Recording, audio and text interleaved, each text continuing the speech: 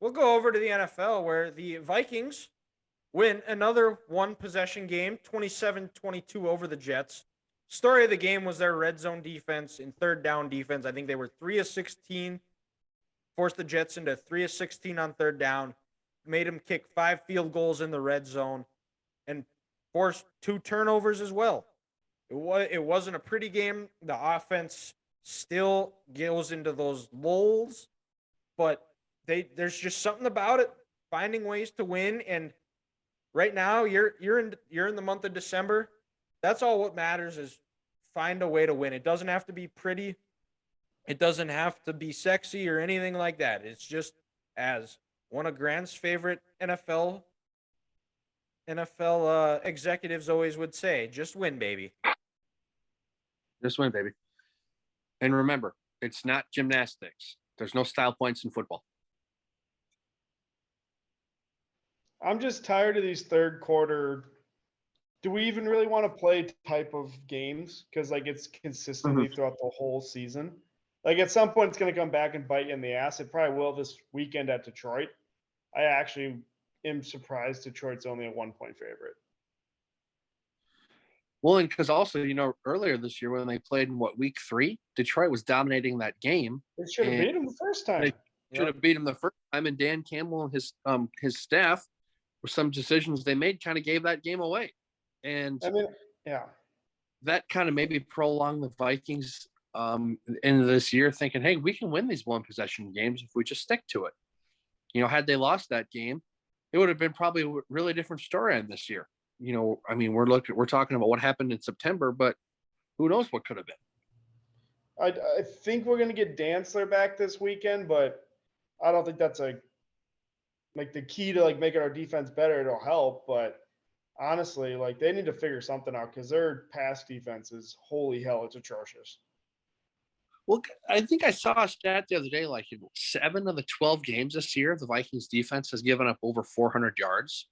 And I believe it. I understand you made the Jets kick 5 field goals last week and you had all those turnovers, but you gave up 500 yards to Mike White. You gave up 387 to freaking Mac Jones. With no real skill players and an offensive coordinator in England who has a pencil in his hat, but his play sheet is laminated. He can't use that pencil. What is that you're doing? And you make Mac Jones look like an all-pro. So, yeah, Ethan, you're absolutely right. It's going to come back eventually to bite this Vikings team in the ass. Because I understand Brocktober is now the quarterback in San Francisco. So they're screwed because October's over. And actually, Brock Purdy's not used to playing meaningful football in December. So he's probably going to shit his pants here. But if they play them in January, the Niners, they're scoring touchdowns. They're not kicking field goals. 2 weeks ago, the Cowboys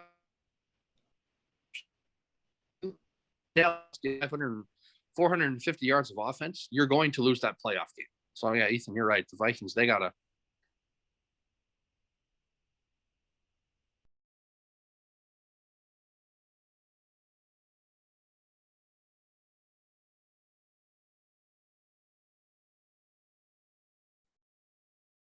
Yeah, it's phoned out right there. Holy hell! Yeah, for some reason, somehow my Wi-Fi switched back to John Wilkes Bluetooth when it needs to be on the rat's nest. I don't know how. You looked possessed for a second. I was kind of scared you just died.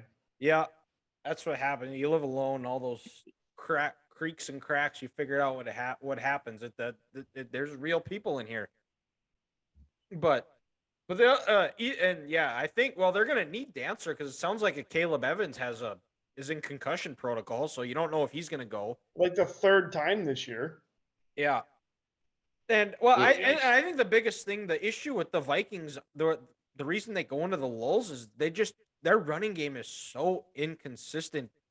Where they can't rely on that to get them out of those funks where you're not going to score every possession, but at least be able to have an effective enough running game to where you can move the chains and flip the field at least to make the offense go the entire length of the field. But their run game is just so inconsistent. I think I looked yesterday. They ranked 26th in average rushing a game, and I believe that's it. going to be tough, especially as these games get tighter and you go into the playoffs. You have to find ways to run the ball effectively and efficiently, and the Vikings still have yet to figure that out. I don't know if they got to go if KOC has to go in and look in the third quarter where he draws up, has a script ready to go right from in the game plan where they're on top of their first 10 to 12 plays that they start the game with where they start out hot.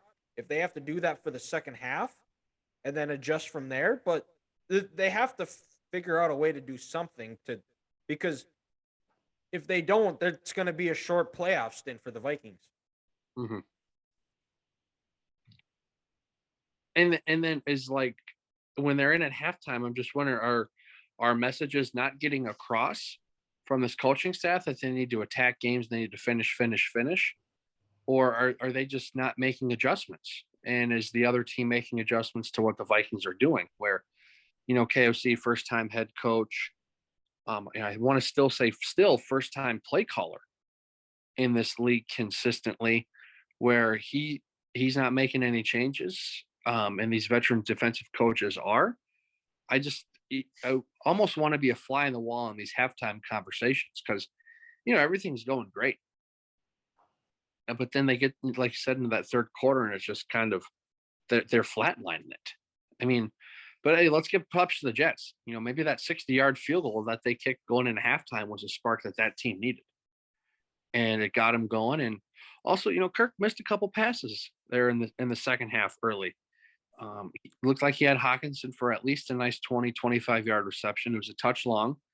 And there was a pass to Jefferson where, Jefferson's hands were on it. He'll say he should have caught it, but Kirk put it behind him. And if he would have hit him in stride, he would have kept going. So I think that was Kirk's worst game of the year, actually. yeah, so you gotta, when you're Kirk and you're kind of starting to get into that funk, you have to hit your layups in the third quarter. And he couldn't do it on Sunday. Yeah.